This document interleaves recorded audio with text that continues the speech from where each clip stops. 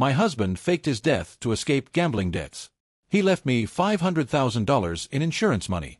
Now I can't expose him without implicating myself. r/relationship_advice. I don't even know where to start. My hands are shaking as I type this. I'm in a hotel room in a city I won't name, and I haven't slept in 3 days. I need advice. I need someone to tell me I'm not losing my mind. I need someone to help me figure out what to do with this impossible situation. I'm 34F. 7 years ago, I buried my husband. Or at least I thought I did. Let me back up. I'm here on a business trip. I work in corporate consulting, and my company sent me to meet with a client in another state, about 1,200 miles from where I live. It was supposed to be routine. 3 days of meetings, presentations, handshakes, hotel dinners. I've done this 100 times. On my second night here, I went to a restaurant alone. Nothing fancy, just a place near my hotel with good reviews. I was tired, scrolling through my phone, waiting for my food, when I looked up and saw a man walking across the restaurant. Everything stopped. It was his walk. That specific gait, slightly favoring his right leg from an old basketball injury in college. The way he held his shoulders. The way he tilted his head when he was listening to someone. I felt like I'd been punched in the chest. I couldn't breathe. I told myself I was seeing things. I told myself grief does strange things to the mind, even years later. I told myself there are 7 billion people on this planet, and sometimes they look alike. But then he turned, and I saw his face. It was him. My husband. The man I married at 24. The man I mourned at 27. The man whose grave I visited every year on the anniversary of his death. He was alive. I don't remember paying for my food. I don't remember leaving money on the table. I just remember following him, staying far enough back that he wouldn't notice, close enough that I wouldn't lose him. My heart was pounding so hard I could hear it in my ears. He walked out of the restaurant with a woman. She was pretty, dark hair, maybe early 30s. She was laughing at something he said. He had his arm around her waist. That easy, comfortable intimacy that comes from years together. They got into a car in the parking lot. There were 2 children in the back seat. A boy and a girl, maybe 4 and 6 years old. The woman leaned over and kissed him. My husband. My dead husband. And then they drove away. I stood in that parking lot for 20 minutes. I couldn't move. I couldn't think. I just kept replaying what I'd seen, trying to find another explanation. A twin I didn't know about. A doppelganger. Some cosmic coincidence. But I knew. In my bones I knew. Let me tell you about my husband. Or the man I thought he was. We met in college. He was charming, funny, ambitious.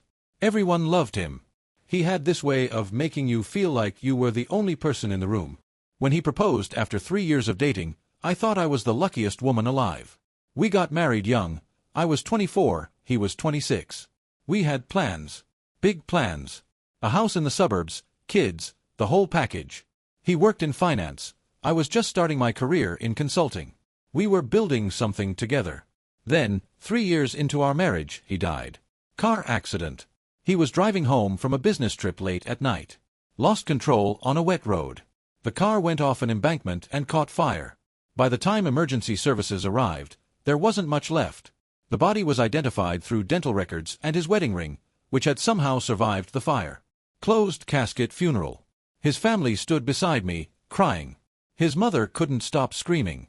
I remember feeling like I was underwater, like everything was happening to someone else, and I was just watching. I collected his life insurance. $500,000. I didn't want it. I would have given every penny to have him back. But it was there, in my account, this awful blood money that I couldn't bring myself to spend for 2 years. I mourned him for 3 years. 3 years of therapy. 3 years of antidepressants.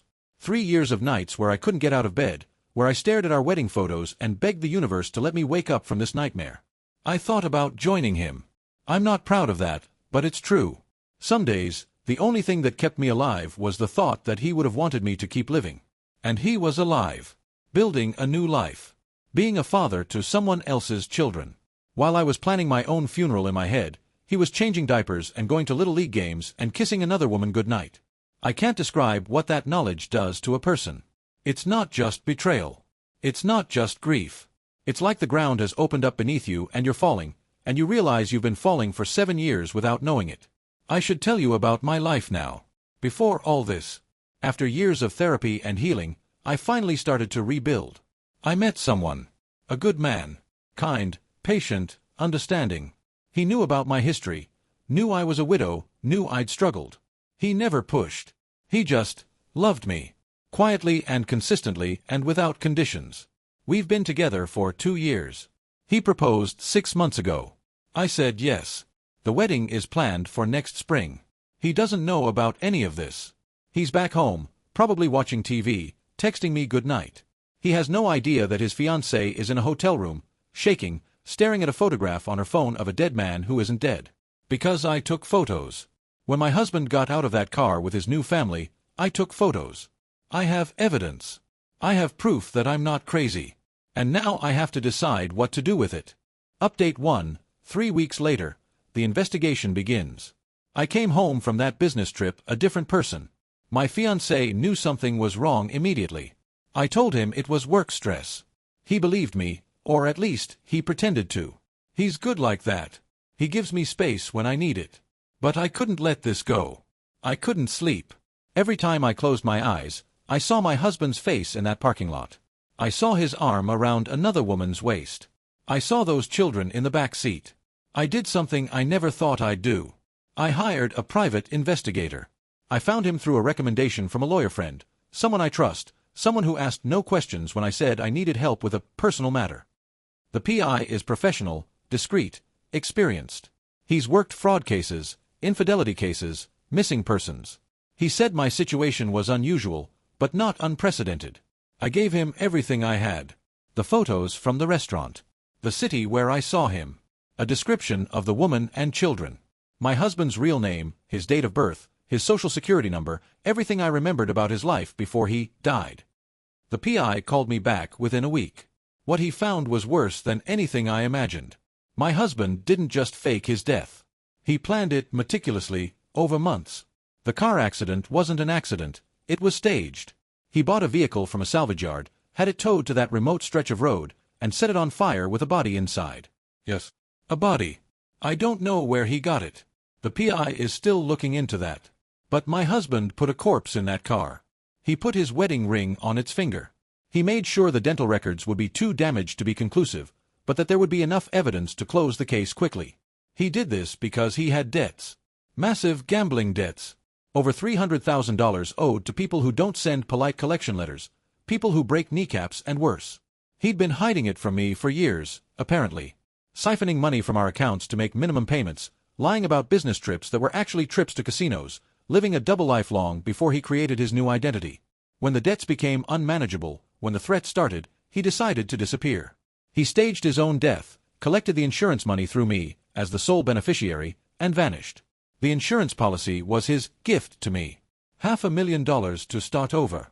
His twisted way of making amends for the mess he'd made. He says he did it to save me from his debts. But he didn't save me. He destroyed me.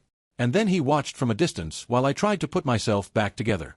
He let me grieve. He let me fall apart. He let me consider ending my own life because the pain of losing him was too much to bear. And the whole time, he was alive. Starting fresh. Meeting someone new. Building the family we were supposed to have together, with someone else. Update 2, 6 weeks later, the full picture. The PI has given me his complete report. I've read it so many times the pages are starting to wear. Here's what I know now. My husband created a new identity approximately 6 months after his death. New name, new social security number, new everything. I don't know exactly how he did it. The PI says there are ways, especially if you have money and connections. Forged documents, stolen identities from deceased individuals, corrupt officials who can be bribed. It's more common than people think. He moved to another state. Got a job in sales, something completely different from finance. Met a woman at a church group, of all things. They dated for a year, got married, had 2 children. His new wife has no idea who he really is. She thinks she married a man with a simple background, parents deceased, no siblings, raised in a small town. She has no idea she's married to a man who's technically still married to someone else. She has no idea her husband is legally a bigamist. She has no idea the father of her children staged his own death and let another woman mourn him for 7 years. I've seen photos of her. Of them. The PI found their social media accounts. They look happy. Normal. A family photo at Christmas, the children in matching pajamas. A beach vacation, all four of them building sandcastles. Birthday parties, soccer games, Sunday dinners. They look like the life I was supposed to have. I've struggled with something since I learned all this. Something that makes me feel sick every time I think about it. I collected $500,000 in life insurance. That's fraud. Insurance fraud is a serious crime, federal crime, in some cases. If I expose him, I might be implicated. The insurance company will come after the money. They might press charges against me, even though I had no idea he was alive. Proving that I wasn't complicit will be difficult, expensive, and humiliating. He knew that. When he did this, he knew that I would be tied to his crime forever. He made me complicit without my knowledge. He made sure that exposing him would come at a cost to me too. I don't know if that was intentional, if he wanted to create a situation where I'd be forced to stay silent to protect myself. Or if he genuinely didn't think that far ahead, too focused on his own escape to consider the trap he was building around me. Either way, I'm caught. And I don't know how to get free. Update 3. 9 weeks later. The confrontation. I went back. I know, I shouldn't have. I should have waited for the PI to finish his investigation, consulted a lawyer, made a plan. But I couldn't. I was lying awake every night, replaying every moment of our marriage, every lie he told me, every time he looked me in the eyes, and I believed him. I needed answers. I needed him to look at me and explain how he could do this. I flew back to that city on a Friday. I knew where he lived now. The PI had given me the address. A nice house in a nice neighborhood. A swing set in the backyard. A minivan in the driveway. I waited until his wife left with the children. Some kind of extracurricular activity, it looked like. And then I knocked on the door. He opened it, and I watched his face go through every emotion a human being can experience in about 3 seconds. Recognition. Confusion. Disbelief. And then, finally, pure, absolute terror. "Hello," I said. My voice was steady. "I don't know how. Miss me?" He tried to close the door. I put my foot in it. "We need to talk," I said. "Inside. Unless you want your neighbors to hear everything I have to say." He let me in. His hands were shaking. He looked older than I remembered, grayer, more tired. But it was him. Unmistakably him. We sat in his living room. There were family photos on the mantel. His new wife. His new children. The life he built on the ashes of the one he destroyed. "How did you find me?" he asked. "Does it matter?" He was quiet for a long moment. Then he said, "I didn't think you'd ever come looking. After all this time." "You're kidding," I said. "You fake your own death, let me grieve for 7 years, and you're surprised I came looking when I saw you at a restaurant with your new family." He flinched. "That was you. At the restaurant. That was me. Your widow. The woman who spent 3 years unable to get out of bed. The woman who almost killed herself because the grief was too much. Remember me?" He broke down. I'd only seen him cry once before, at his father's funeral, and even then, it was controlled, dignified. This was different. This was ugly, desperate sobbing. The sound of a man watching his entire life collapse in front of him. "Please," he said. "Please, you don't understand. I did it for you. The debts, the people I owed money to, they would have come after you. They would have hurt you. I couldn't let that happen. I couldn't watch them destroy you because of my mistakes." "So you destroyed me yourself," I said. "Just in a different way. I gave you the money. The insurance. You gave me $500,000 and took my entire life. You let me grieve. You let me heal. You let me think you were dead while you were out here building a new family, having the children we were supposed to have, being the husband you were supposed to be, to someone else." He couldn't look at me. I thought you'd move on. Find someone else. Be happy. I thought if I just disappeared." "You didn't think," I said. "You ran. You took the coward's way out, and you told yourself it was noble because it hurt less than facing what you'd done." There was a long silence. I looked around the room. The toys in the corner. The crayon drawings on the refrigerator. The evidence of a life, a real life, that he'd built on a foundation of lies. "Please don't expose me," he said. His voice was barely a whisper. "Please. My children, they're innocent. My wife, she doesn't know. She thinks I'm a good man. Please don't destroy them to punish me." And that's when I felt something I didn't expect. Pity. Not for him. For them. His wife, who probably lay awake at night next to a man she thought she knew, trusting him completely. His children, who called him daddy and believed he would always protect them. They had no idea they were living inside a lie. "I haven't decided what I'm going to do," I said finally. "I came here for answers. I got them. Now I need to figure out what comes next." I stood up. He grabbed my wrist. "Please," he said again. "Whatever you decide, just know that I never stopped loving you. That's why I left. Because I loved you too much to drag you down with me."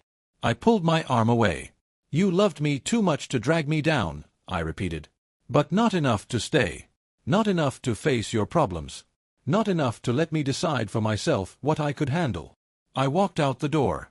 He didn't follow. Update 4. 12 weeks later, the impossible choice. It's been 3 months since I first saw him in that restaurant.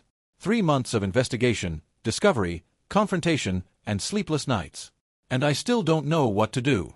Let me lay out my options, because I've gone through them 1,000 times. Option 1, expose him. I could go to the police. Insurance fraud. Bigamy. Falsifying death records. These are serious crimes. He could go to prison. His new wife would learn the truth.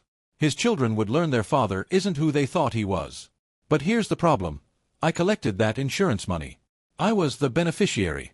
If I expose him, the insurance company will come after me. They'll want their $500,000 back. Money I spent years ago on therapy, on bills, on surviving. I don't have it anymore. And they might press charges against me, arguing that I was complicit. Even if I wasn't. Even if I prove I wasn't, my name will be dragged through the mud. My career could be destroyed. My relationship with my fiancé, would he stay with me through a federal investigation? Would he believe I wasn't involved? Option 2. Stay silent. I could walk away. Keep his secret.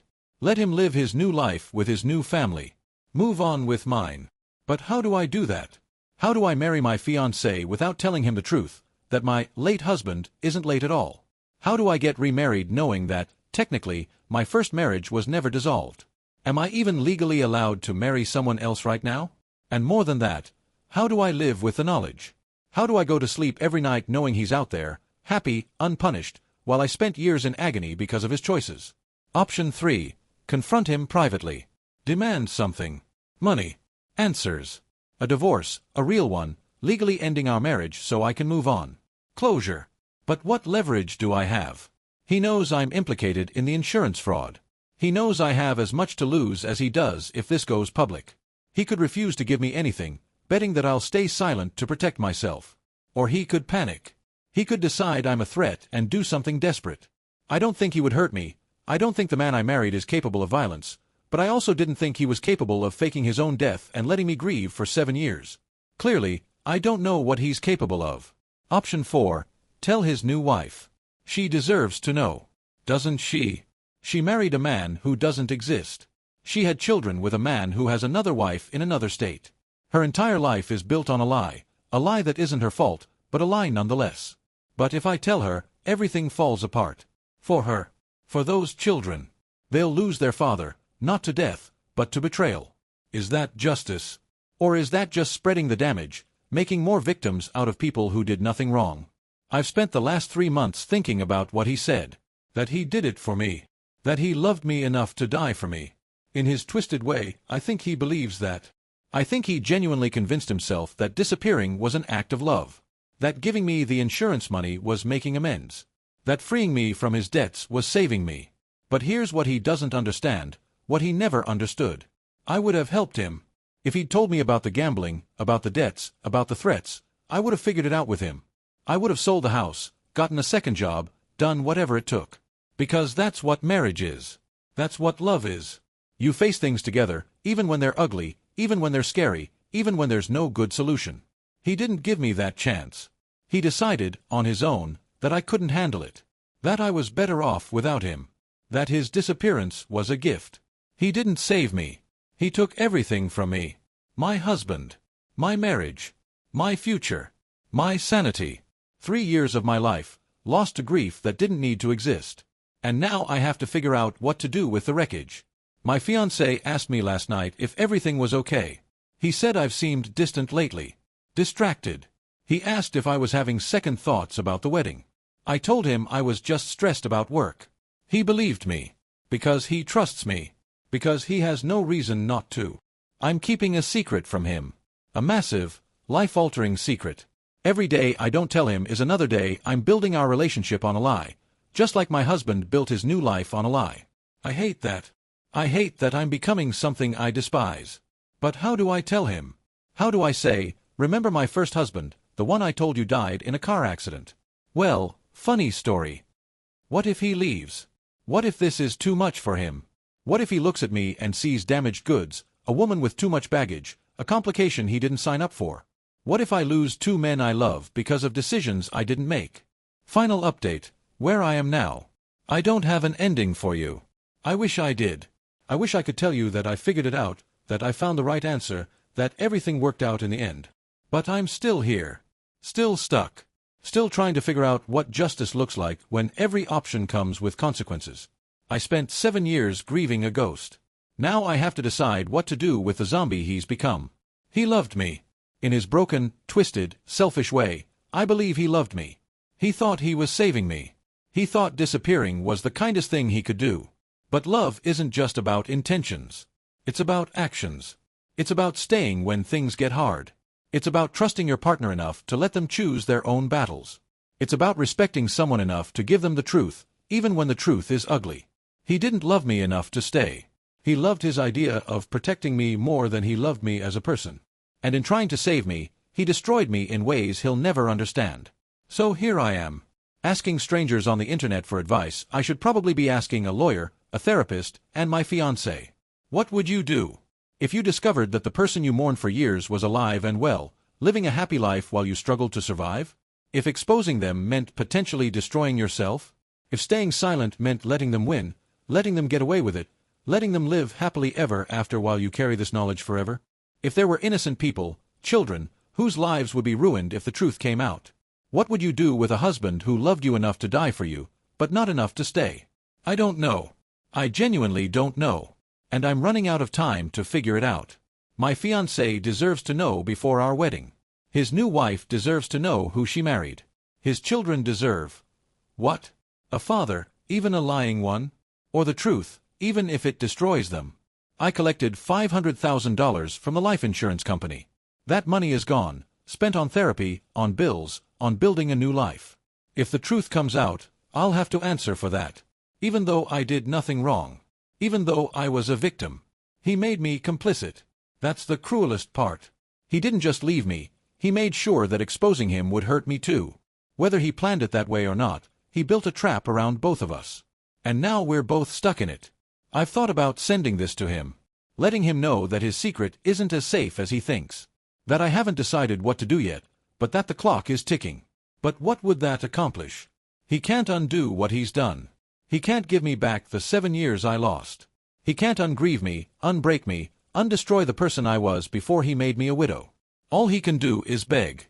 And I've already heard his excuses. I'm going to have to make a decision soon. I know that. I can't live in this limbo forever. It's eating me alive. But tonight, I'm just going to sit with this. With the impossibility of it. With the fact that there's no good answer, only less bad ones. Tomorrow, I'll start figuring out what comes next. Reddit, I need your help.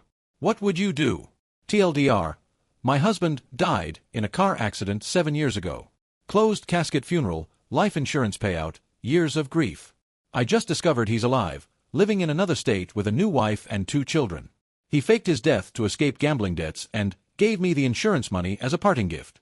I collected $500,000 in insurance, which is fraud I could be implicated in if I expose him. His new wife and children have no idea. I'm now engaged to a wonderful man who doesn't know any of this. Do I expose my dead husband and potentially destroy myself? Stay silent and let him live happily? Something else? I'm paralyzed. Help. Here's the question I can't answer. What do you do with a husband who loved you enough to die for you, but not enough to stay? I buried him 7 years ago. Closed casket funeral. $500,000 life insurance. 3 years of grief so heavy I couldn't get out of bed. 3 years of therapy. 3 years of antidepressants. Days when I thought about joining him. And he was alive. Building a new life. Being a father to someone else's children. I saw him at a restaurant, 1,200 miles from home. Same walk. Same gestures. Same face. He had his arm around another woman. 2 children in the back seat of their car. I hired a PI. The truth was worse than I imagined. He faked his death. Staged the accident. Put a body in that car. All because he had $300,000 in gambling debts to dangerous people. The insurance money was his gift to me. His twisted way of making amends. He says he did it to save me from his debts. But he didn't save me. He destroyed me. And then he watched from a distance while I tried to put myself back together. He remarried. Bigamy. We're still legally married. His new wife thinks he's a good man. His children call him daddy. They have no idea. I collected $500,000 in life insurance. That's fraud. If I expose him, I might be implicated. He made me complicit without my knowledge. He built a trap around both of us. Exposing him means potentially destroying myself. I confronted him. He cried. He begged me not to tell.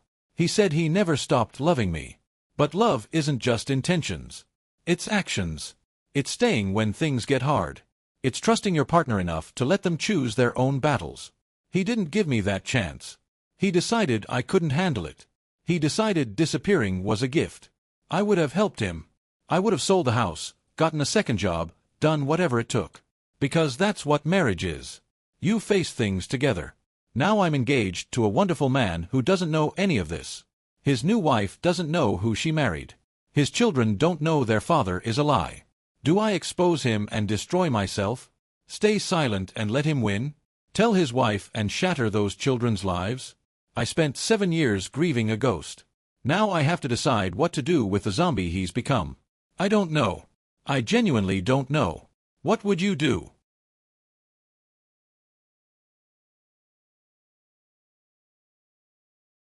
AITA for refusing to pay my stepbrother's fines after he ran an illegal business out of my garage without permission? I, 32M, never thought I'd be posting here, but my family has completely turned against me, and I need some outside perspective. This situation has been building for 8 months, and it finally exploded last week in a way I never anticipated. A bit of background. I'm a licensed electrician. I've been working in the trade since I was 19, starting as an apprentice right out of high school. I'm not wealthy by any means, but I'm smart with my money. I don't drink, I don't gamble, and I drive a 10-year-old truck that runs perfectly because I maintain it myself. For the past 6 years, I've been saving every spare dollar for a down payment on a house. Last March, I finally did it. I bought a small 3-bedroom starter home in a quiet residential neighborhood. It's nothing fancy, built in 1987, needs some cosmetic updates, but it's mine. The biggest selling point was the detached 2-car garage. As an electrician, I have a significant tool collection, and I've always dreamed of having my own workshop space where I could take on small side projects, restore furniture, maybe eventually flip some vintage electronics. The garage was perfect. I spent the first 2 months after closing just setting it up. I installed proper lighting, added a small HVAC unit, put in a quality workbench, and organized all my tools on pegboards and in rolling cabinets. I even poured money into a good security system with cameras covering the driveway and garage entrance. By the time I was done, I'd invested probably $8,000 into making that space exactly what I wanted. Here's where my stepbrother Derek, 28M, enters the picture. My mom passed away when I was 14. My dad remarried when I was 17 to Derek's mom, Linda. Derek and I were never close. He's 4 years younger, and we have absolutely nothing in common. Where I was always focused on learning a trade and building a career, Derek has bounced from job to job his entire adult life. He's worked at car washes, fast food restaurants, retail stores, and for about 2 years, he was a lube technician at one of those quick oil change places. He quit that job about a year ago because, according to him, his manager didn't respect him. Since then, Derek has been living with my dad and Linda, supposedly looking for work while doing small car repairs for friends on the side. My dad has always babied Derek. He excuses every failure, every bad decision, every shortcut Derek takes. He just needs a break, Dad always says. He's finding himself. Derek is 28 years old. He's been finding himself for a decade. The problem started in May, about 2 months after I finished setting up my garage. Derek showed up one Saturday morning unannounced, said he was in the neighborhood, and asked if he could borrow the garage for a couple hours to change the oil in a friend's car. I was hesitant, but it seemed like a simple request, and I was trying to maintain some semblance of family peace. Just this once, I told him. And clean up after yourself. He said sure, no problem. I went back inside to do some work, and about 4 hours later, I went out to check on things. Derek was gone. There was a puddle of oil on the concrete floor that he hadn't cleaned up, my shop towels had been used and left in a pile, and one of my socket sets was sitting open on the workbench with pieces scattered everywhere. I texted him about the mess. His response: "Sorry bro, got called away. I'll come clean it next week." He never did. 2 weeks later, Derek showed up again. This time, he didn't even ask. I came home from work on a Wednesday evening to find him in my garage, hood up on some Honda Civic I'd never seen before, with some guy I didn't know standing around watching. "Hey man," Derek said, casual as could be, "just doing a brake job for Tyler here. Should be done in an hour." I pulled Derek aside. "You can't just show up and use my garage without asking. This is my property." Derek gave me this look like I was being ridiculous. "It's just for an hour, man. Family helps family. Besides, it's not like you're using it right now." I didn't want to make a scene in front of his friend, so I told him to finish up, but that we needed to talk afterward. When I came back out an hour later, they were gone. The brake job was apparently done, but there were brake pad boxes in my trash, dirty brake fluid dripped on my floor, and my torque wrench, a $180 snap-on tool, was sitting on the ground, covered in grease. That night, I called my dad to vent. His response floored me. "Come on, son, Derek's just trying to earn some money. He's good with cars. Would it kill you to help him out? You've got that big garage just sitting there. Let him use it until he gets on his feet." "Dad, it's my house. My garage. I set it up for my use, not to run Derek's charity." "You're being selfish. Family helps family." The escalation. Over the next 3 months, despite my objections, Derek kept showing up. Sometimes he'd text me a few hours before asking to borrow the space. Other times, he'd just appear.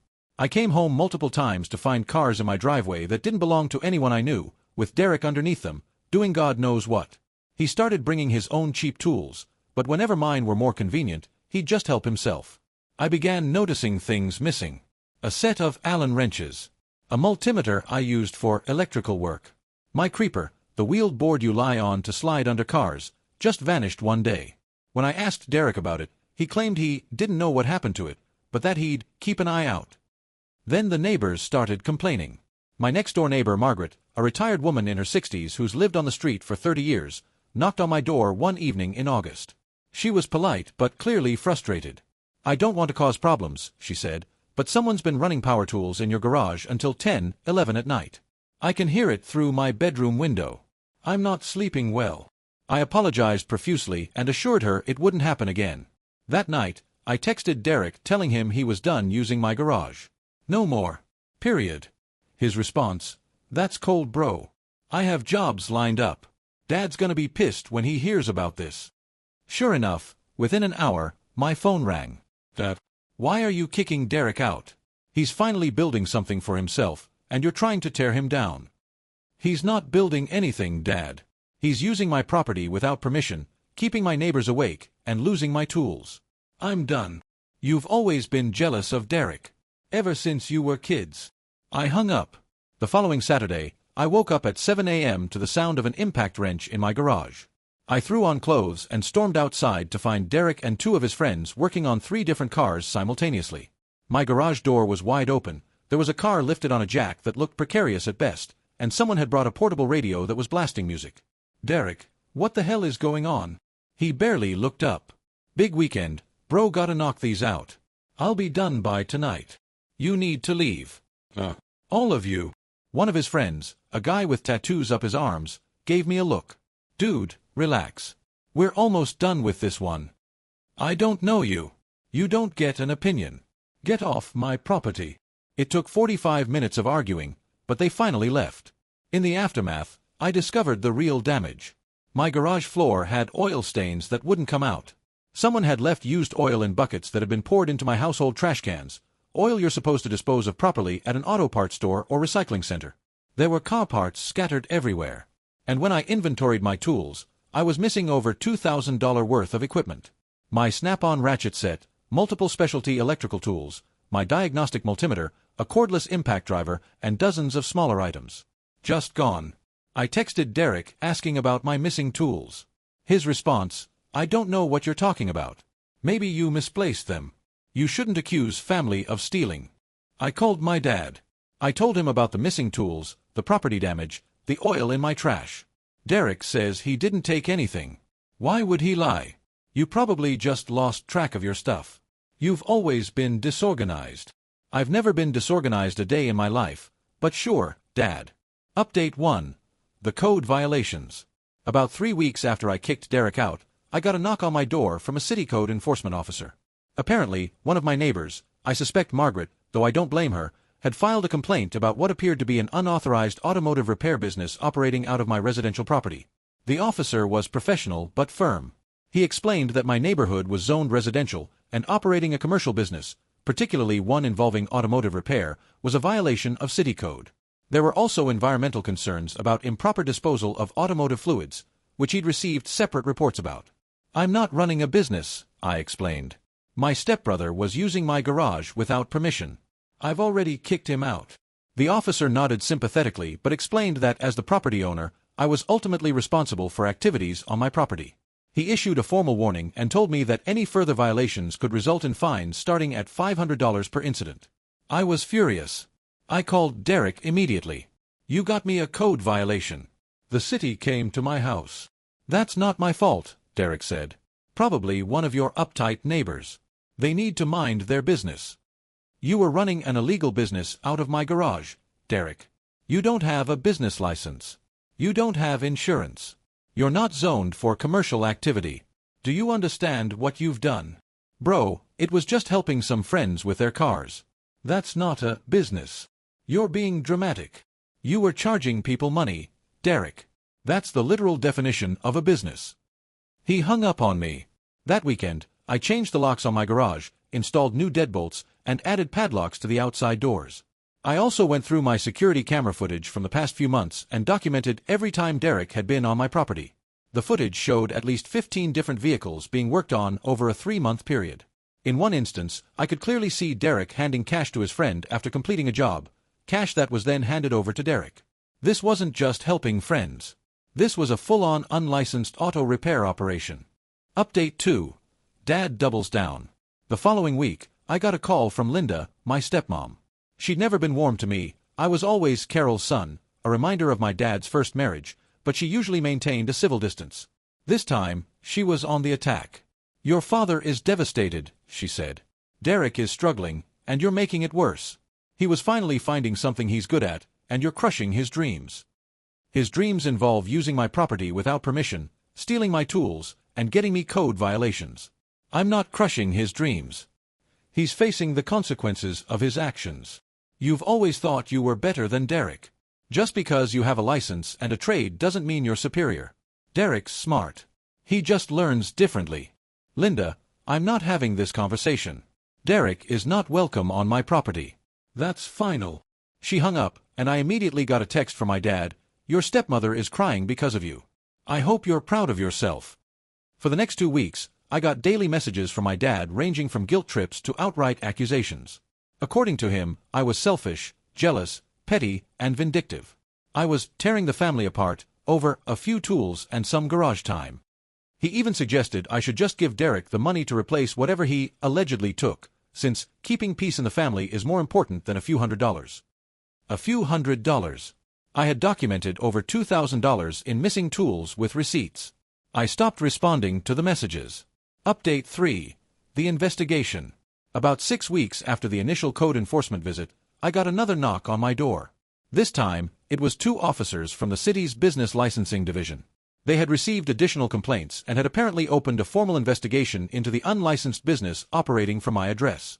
I invited them in and explained the entire situation. I showed them my security camera footage. I gave them dates, times, license plates of vehicles that had been serviced, and screenshots of text messages between me and Derek where he discussed jobs he was doing at my place. I even showed them social media posts where Derek had advertised his mobile mechanic services and listed my address as his shop location. The officers were thorough. They thanked me for my cooperation and said they'd be in touch. 2 weeks later, I learned that the city had fined Derek directly for operating an unlicensed automotive repair business. The fines were significant. $1,500 for operating without a business license, $750 for zoning violations, and $500 for improper disposal of hazardous materials, the oil in my trash cans. They'd apparently traced several of his clients, who confirmed they'd paid him for services. Total fines, $2,750. Here's where it gets infuriating. Update 4. The audacity. I was at work last Thursday when my phone started blowing up. First, a text from Derek, "You need to call me now." Then a text from my dad, "What did you do? Derek just got fined almost $3,000. You need to fix this." Then a voicemail from Linda, crying, saying I'd ruined Derek's life, and that she never thought I could be so cruel. I called Derek back during my lunch break. "You reported me to the city," he said, his voice shaking with anger. "You got me fined." "No, Derek.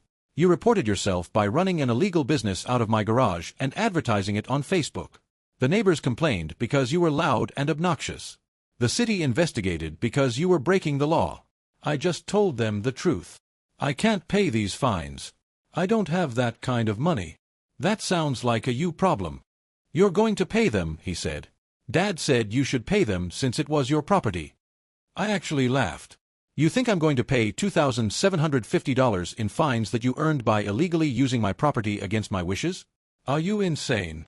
You owe me. You kicked me out when I was finally making money. If you'd just let me keep using the garage, none of this would have happened." "Derek, let me be very clear, I don't owe you anything. You used my property without permission. You stole over $2,000 worth of my tools, which, by the way, I'm prepared to pursue legally if you don't return them or reimburse me. You got me a code violation on my own home. You damaged my relationship with my neighbors. And now you want me to pay your fines? No. Absolutely not. This conversation is over." I hung up. That night, my dad showed up at my house unannounced.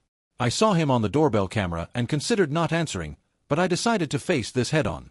"Dad, I'm not paying Derek's fines." "You don't understand," he said, his face red. "Derek doesn't have this money. If he doesn't pay, there could be additional penalties. His credit will be ruined. He might not be able to get a real job." "Dad, Derek hasn't held a real job for more than 6 months at a time in his entire adult life. His problems are not my responsibility. He's family. He's a thief who exploited my trust and damaged my property. Family doesn't mean I have to be a doormat. Your mother would be ashamed of you." I felt like I'd been punched in the chest. "Don't you dare bring Mom into this. Mom raised me to work hard, respect other people's property, and take responsibility for my actions. Derek doesn't do any of those things. And neither do you, apparently, because you've spent your entire marriage to Linda excusing his behavior instead of holding him accountable." My dad's face went through about 6 different emotions. Then he turned and walked back to his car without another word. Update 5. The aftermath and reflection. It's been 2 weeks since that confrontation with my dad. The fallout has been significant but, honestly, not as bad as I expected. My dad hasn't spoken to me. Linda sends me passive-aggressive text messages every few days, things like, "Hope you're enjoying your peace and quiet while Derek suffers," and "Family remembers who was there for them." I've muted her notifications. Derek, apparently, set up a GoFundMe to pay his fines. He painted himself as a small business owner being crushed by government overreach. According to my cousin, who showed me the page, he raised about $400 before someone in the comments pointed out that he was fined for running an unlicensed business out of someone else's garage without permission. The donations stopped after that. He's now on a payment plan with the city. His fines will take about 18 months to pay off at the rate he's going. As for me, I filed a claim in small claims court for my missing tools. I have receipts for every major item, photographs of my organized garage before Derek started using it, and security footage showing him carrying tool bags in and out of the space. My court date is in 3 weeks. I'm not optimistic I'll ever see the money. You can't get blood from a stone, but I want it on record. My neighbor Margaret brought me cookies last week. "I'm sorry if I caused trouble," she said. "I didn't want to get anyone in trouble, but I couldn't take the noise anymore." "You didn't cause trouble," I told her. "You just reported what was happening. The trouble was caused by the person doing the wrong thing, not the person calling it out." She seemed relieved. We've actually had coffee twice since then. She's a lovely woman, a retired schoolteacher, and she's been dealing with her own family drama involving an entitled grandson. We commiserated. The garage is mine again. I've cleaned it thoroughly, reorganized what tools I have left, and started the slow process of replacing what was stolen. It's going to take a while to rebuild my collection, but I'm getting there. I've also installed additional security measures, motion sensor lights, cameras with cloud storage, and a proper alarm system. Derek will never set foot in there again. The hardest part of all this isn't the money or the tools or even the legal hassle. It's the family fracture. I always knew my dad favored Derek. I always knew Linda saw me as an outsider. But hearing my dad say my dead mother would be ashamed of me? That cut deep. That's not something I can easily forgive. I've been doing a lot of thinking about what family means. I used to believe that family obligates you to sacrifice, that you should put up with bad behavior because blood is thicker than water. But I don't believe that anymore. Family should be a source of support, not a drain on your resources and mental health. Family should respect your boundaries, not trample them. Family should celebrate your successes, not try to exploit them. Derek didn't see my garage as a favor I was doing him. He saw it as something he was entitled to. My dad didn't see my refusal as boundary setting. He saw it as betrayal. Linda didn't see Derek's behavior as problematic. She saw my reaction to it as the problem. You can't reason with people who have decided you're the villain in their story. So here I am, asking the internet, am I the asshole for refusing to pay my stepbrother's fines? For cooperating with the city's investigation into his illegal business? For prioritizing my own property, my neighbor's peace, and my sanity over keeping the family together? I don't think I am.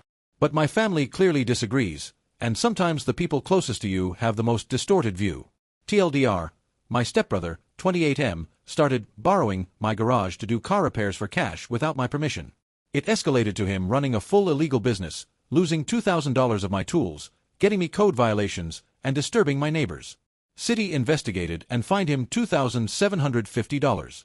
Now my dad, 56M, and stepmom expect me to pay his fines because family helps family. I refused. Family has cut me off and says I'm cruel and selfish. Ita. Edit. I'm overwhelmed by the responses. To answer some common questions. Yes, I have already looked into whether I can pursue theft charges. The police said it's difficult to prove without direct evidence of him taking the tools, even with circumstantial evidence. Small claims is my best option. No, I never gave Derek a key. He apparently learned to pick the basic lock on my old garage door. That's why I upgraded to deadbolts and padlocks. For those asking why I let it go on so long, family guilt is powerful. I kept hoping he'd mature, that Dad would see reason, that it would work itself out. I know now that was naive. Several people have suggested Derek might have been selling my tools. Based on the types of items missing, high-value brand-name tools, easily pawnable, I think that's very likely. Oh, the person who said I should have called the police the first time he showed up uninvited, you're right. I should have. Lesson learned. Final update, posted 1 month later. The small claims court date happened. Derek didn't show up. I won a default judgment for $2,847, the value of the tools plus filing fees. Collecting it is another matter. I've started the process to garnish any wages if he ever gets a job, but I'm not holding my breath. More importantly, something unexpected happened. My dad's sister, my Aunt Rachel, reached out to me after hearing the whole story from another family member. She's been estranged from my dad for years due to similar issues. Apparently, he's been enabling bad behavior and expecting others to clean up the messes for most of his life. She told me stories about my mom, about how frustrated mom used to get with dad's refusal to hold people accountable. Your mom wouldn't be ashamed of you, Aunt Rachel said. She'd be proud. She'd be furious at your father for what he said. That conversation meant more to me than I can express. I'm done trying to maintain relationships with people who see me as a resource rather than a person. I'm focusing on my work, my home, and the people who actually treat me with respect. My neighbor Margaret and I have started a weekly coffee tradition.